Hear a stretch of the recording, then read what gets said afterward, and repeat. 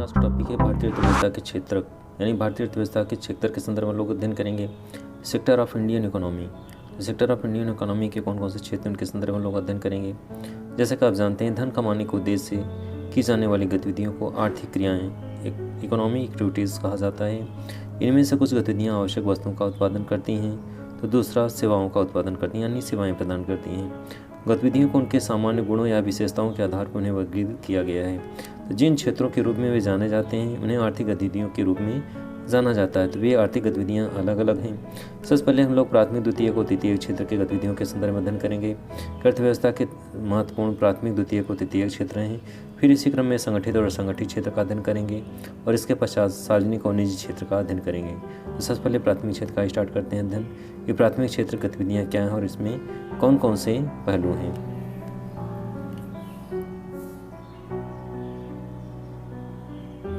भारतीय अर्थव्यवस्था के प्राथमिक क्षेत्र के अंतर्गत अर्थव्यवस्था के प्राथमिक क्षेत्र में प्राकृतिक संसाधनों को प्राकृतिक उत्पादों में परिवर्तित करना शामिल है। इस प्रकार यह क्षेत्र सीधे प्रकृति के साथ जुड़ा हुआ है।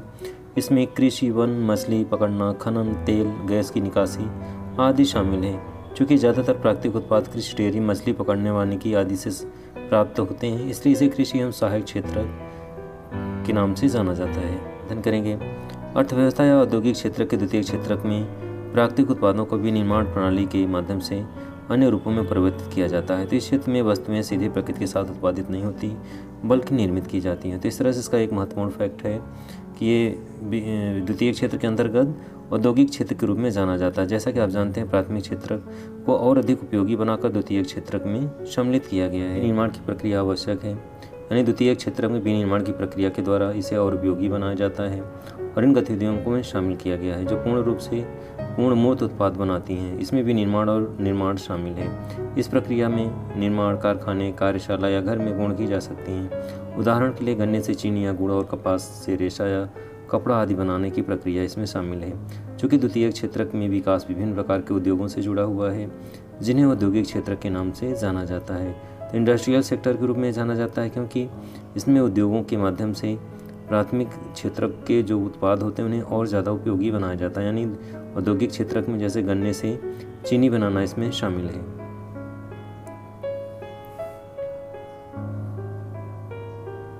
अब हम लोग तृतीय क्षेत्र के संदर्भ में अध्ययन करेंगे।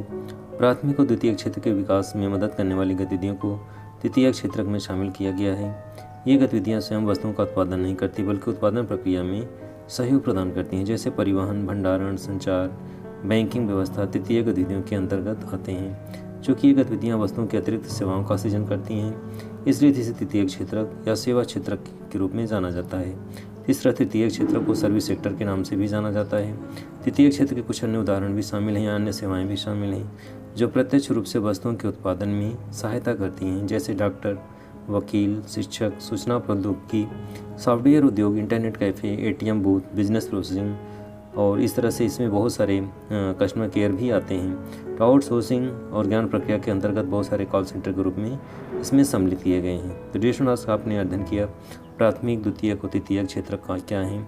सेक्टर ऑफ इंडियन इकोनॉमी के अंतर्गत इसके अलग अलग पार्ट में आपने स्टडी किया। इसी क्रम में संगठित और असंगठित क्षेत्र के संदर्भ में हम लोग अध्ययन करेंगे।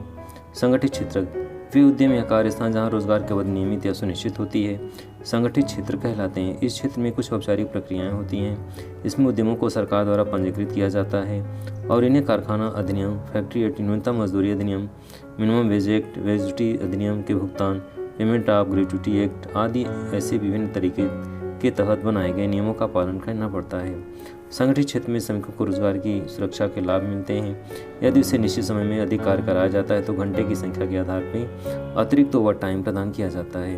उन्हें चिकित्सा लाभ मिलता है और प्रबंधक को स्वच्छ पेयजल एवं सुरक्षित कामकाजी वातावरण जैसी सुविधाएं सुनिश्चित करनी पड़ती है।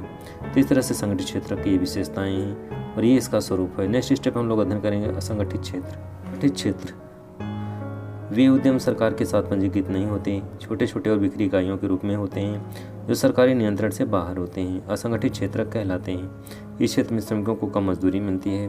इसमें ओवर टाइम भुगतान, सवेतन छुट्टियां या बीमारी के कारण भुगतान की छूट आदि के लिए कोई प्रावधान नहीं है।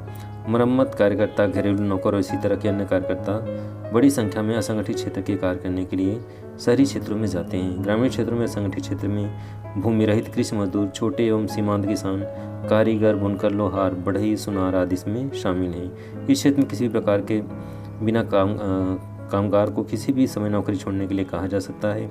इस प्रकार का असंगठित क्षेत्र में रोजगार नहीं होती। ग्रामीण क्षेत्र में श्रमिकों और भूमिहीन मजदूरों को इस श्रेणी में रखा गया है।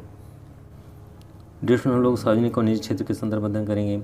सार्वजनिक क्षेत्र में सरकार की अधिकांश संपत्तियां हैं और सभी सेवाएं प्रदान करती है, इसलिए इसे राज्य क्षेत्र या सरकारी क्षेत्र में कहा जाता है, जैसे भारतीय रेलवे है, भारतीय हेवी इलेक्ट्रिकल्स लिमिटेड आदि। निजी क्षेत्र में व्यक्तियों या निजी कंपनियों के हाथों में संपत्ति और सेवाओं का हस्तांतरण का स्वामित्व होता है। तो इस तरह से सार्वजनिक क्षेत्रों में सरकार का नियंत्रण होता है और निजी क्षेत्र में निजी लोगों या निजी कंपनियों का स्वामित्व होता है।